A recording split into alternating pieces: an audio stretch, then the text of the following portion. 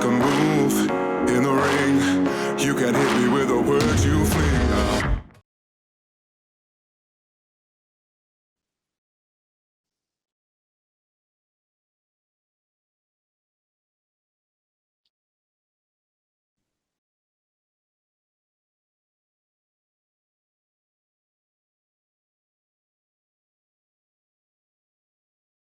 We now welcome the number 5 ranked UFC light heavyweight contender in the world, Anthony Smith. Got it.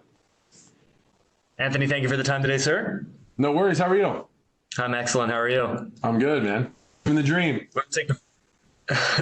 We'll take the first set of questions from Gabriel Gonzalez with Cage Side Press. Hey, Anthony.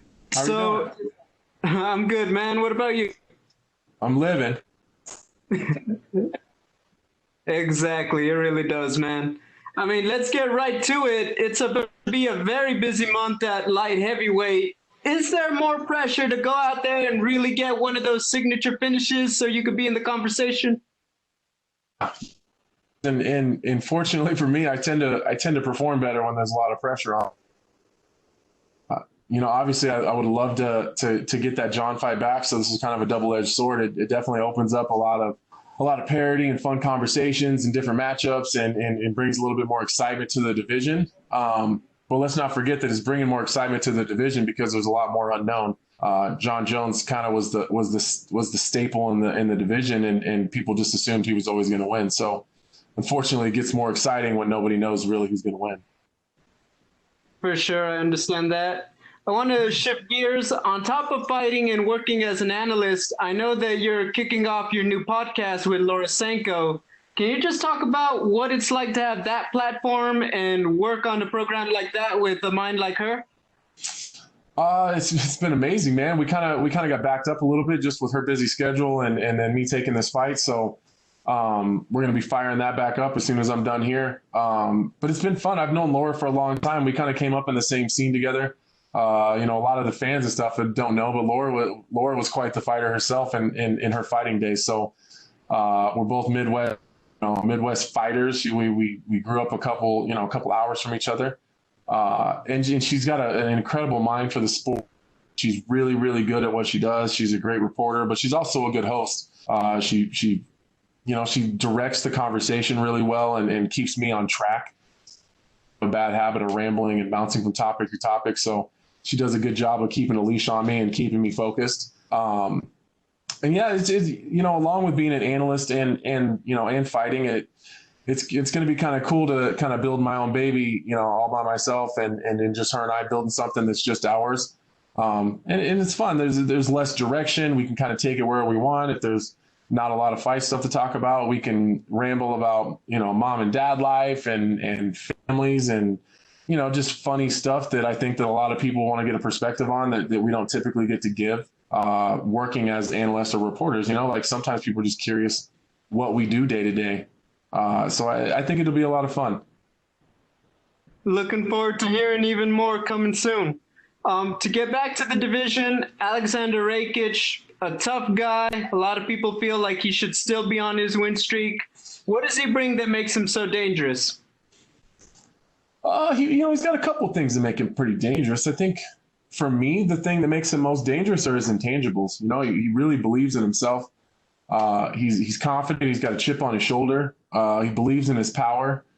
And he really believes that he's the future of the division. Now, whether that's true or not, we'll find out on Saturday. But the fact that he believes it makes him dangerous. You couple all that stuff with his incredible knockout power, his ability to close distance with his kicks. He can fight from both stances. He's an incredible athlete, well conditioned. He's not completely a fish out of the water on the ground. So he brings interesting stuff to the table.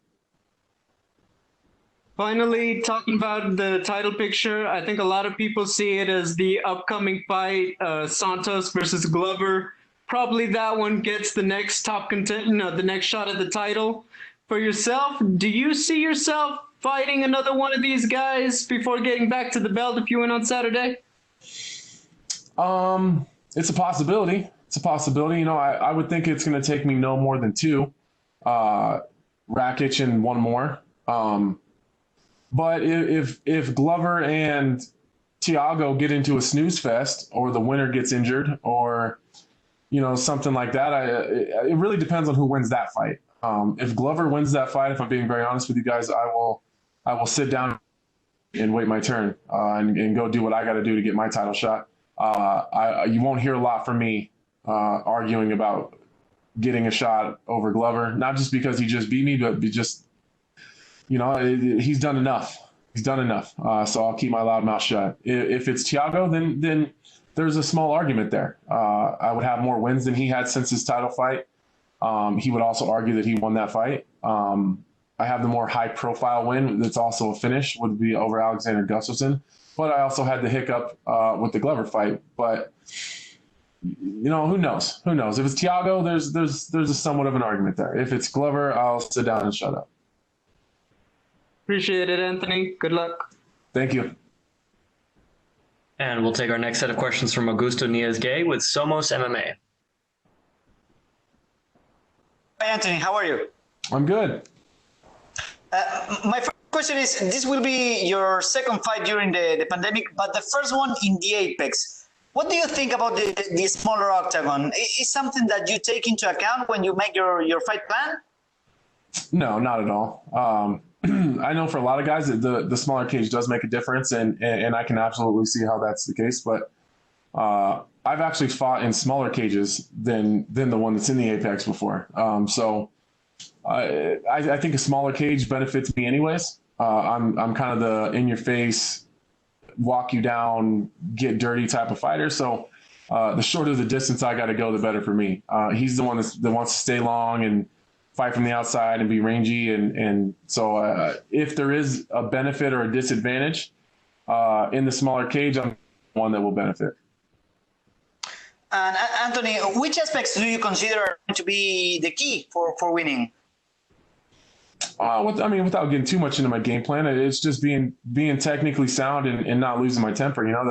That's sometimes what gets me into trouble a little bit. I get, and it's about the only aspect of my life that I do lose my temper.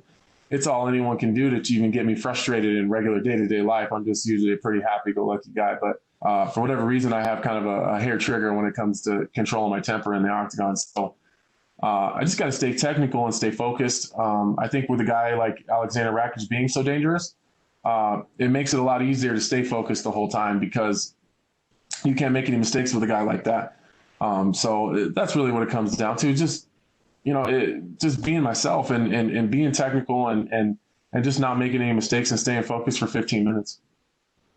And is there anything that you need to be careful of? Yeah, I probably should let him knock me out. That's probably the biggest thing. He's powerful, so I got to make sure I'm not taking too many clean shots. Okay, and Anthony, I want to ask you, how was your preparation after your last fight, after that loss? How did you prepare for this one? Not only physically, but also mentally. What about that process? Well, I was able to go back to Denver and do my entire training camp there, and get back to where I'm the most successful. I wasn't able to do that in the last fight because of the pandemic. So I'm back there and really mentally, it's spending all those weeks away from home and with Mark Montoya. It's the best thing for my mentality. That guy's just he's like my Yoda. He just has such a good perspective on life, and he can tell when I'm having an off day. He can tell when my mind is somewhere else. He can tell when something's bothering me, and then we just work through it. Mark is a mentor and a father figure to me. That's helped a lot, and just really sometimes you just got to work that out in your head. You got to figure it out on your own. So I'm mentally, emotionally, and physically in a better spot than I've been in a really long time. I'm well rested. I'm healthy. I'm really happy. Life is going well. My family's safe. My family's healthy. My kids are funny. My wife is doing her thing. Everybody's in a good place, and that's not something I can necessarily say going into the last fight. It's great to hear that. And talking about the division, were you surprised when you heard that John Jones was vacating the title? Yeah, I was. John Jones is kind of one of those guys. When he gets something, you're going to have to peel it out of his cold, dead hands to get it back from him, which is the mentality that makes him so great. You know, he once he's got something, it's his, and you're gonna have to take it from him. So that was a cool look into where John Jones is at personally, where he was willing to make the type of decision that doesn't necessarily benefit him that much, and it does benefit a lot of other people. As you know, I'm not typically the guy that's got a whole bunch of nice things to say about John Jones, but that's a noble thing to do, and he could have held on to that title for a long time and gone up to heavyweight and done his thing, and talked about coming back down and not coming back down and drag everybody out for a long time. But he didn't do that. So that's it was a surprise to me, and I think that says a lot of positive things about where John Jones is right now in his life, and it was a cool thing. And how do you think he will do at heavyweights? Well, John Jones is the best in the world, man, and that's not just in my weight class. That's across all weight classes. I think there's some interesting challenges that are at heavyweight for him. Aside from the top three guys, maybe.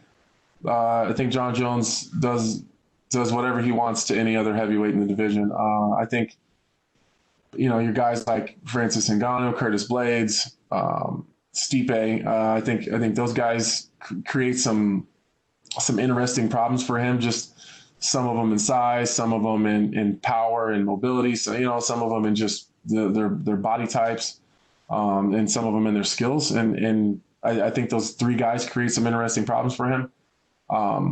But I'm not, John Jones can beat any of those guys. Thank you very much, Anthony, and good luck on Saturday. You're welcome. And we will take our next set of questions from Pablo Santamaria with Noti MMA Ecuador. Hello, Anthony. How are you? I'm great. How are you? I'm okay too. Thanks for asking. The first thing I want to ask is, you're coming from a hard defeat from Glover, and what you learned from that fight? That's kind of an open-ended question. But I got to stay focused. I guess if that's the one thing I would take from that. I got to do a better job of staying focused and not making silly mistakes. What do you consider Rakic's main strengths? Yes.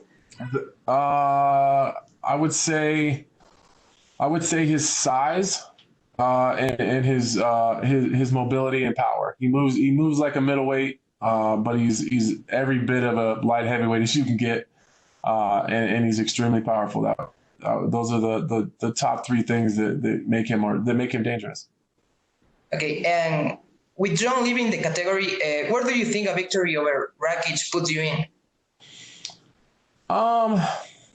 It puts me in a good spot. It puts me in a position to get into a number one contender fight. If it's extremely impressive, and something, some crazy stuff happens in the other fight that's going on, I think it possibly puts me in title contention. But likely gets me another main event, in an opportunity to fight for a title. And do you think your experience will play a role in getting the victory? Yeah, absolutely. I got more knockouts than Aleksandar Rakic has fights total. So you're not telling me anything that I haven't seen. He doesn't bring anything new to the table. He's not super flashy. He's not fancy. He's not super tricky. But that's not saying he's not dangerous. So on my end of it, I need to be smart and use my experience and know that I have made those mistakes before, and get caught up playing games. And you know what they say, you play dumb games, you get dumb prizes. So I need to stay smart. But as far as experience goes, I think that that's absolutely an advantage. Okay, I get it. And what's your prediction for the fight on Saturday and for the title fight again between Dom Reyes and Jan Blachowicz? I've been kind of saying this all week. I'm kind of feeling like there's going to be an upset here. I feel like Jan Blachowicz is going to get it done. I like the way those two guys match up. I haven't broken them down, super deep yet. Really seen what that's going to look like, but just from the outside looking in, just, really, I just like how they match up as far as Jan being, he's really tight and fundamental, and he likes to fight at boxing range, and Dominic Reyes does when he can keep people at kicking range. And it does seem like Reyes doesn't do that well fighting backing up. So Blachowicz is absolutely going to make him back up. That's just his style. He's better on the ground, I think, and I think he's the better wrestler. As far as the prediction for my fight, was that the question? Yes. That also I don't know. There's a bunch of different ways it could go, but I would imagine that we're going to end up kind of playing that, that who's eager game, and I'm not going to get caught up into that. So I see myself winning a couple different ways. I just don't know which way it's going to be. Fair play. Thank you very much, Anthony, and good luck on Saturday. Thank you. Thank you so much, Anthony. That is all the time we had for you, sir. Is that all the guys? That's all of them. Oh, that's sweet. Awesome. Thank you. Appreciate it, sir. Take care, man. Hey guys, Sasha Platnikoff here, letting you know to tune in to SCMP Post Fight for all your weekly martial arts news.